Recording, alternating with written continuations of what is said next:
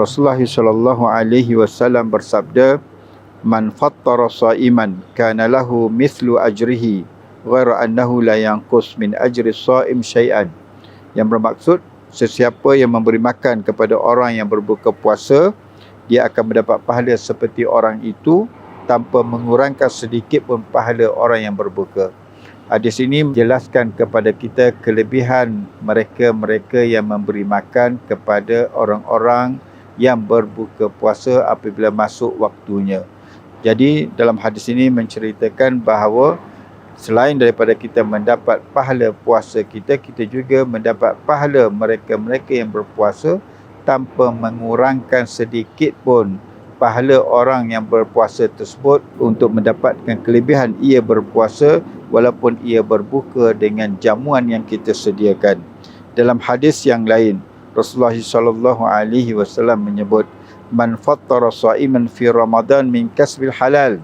Sesiapa yang memberi makan untuk berbuka kepada orang-orang yang berpuasa pada bulan Ramadan daripada rezeki yang halal, sallat alaihi malaikatu layali Ramadan kullaha. Para malaikat akan berselawat ke atasnya pada keseluruhan malam Ramadan seluruhnya. Wa safahu Jibril alaihi salam Lailatul Qadar, dan Jibril alaihi salam bersalam dengannya pada malam Lailatul Qadar. Wa man safahu Jibril yarqa qalbuhu. Sesiapa yang bersalam dengannya Jibril, maka akan lembut hatinya.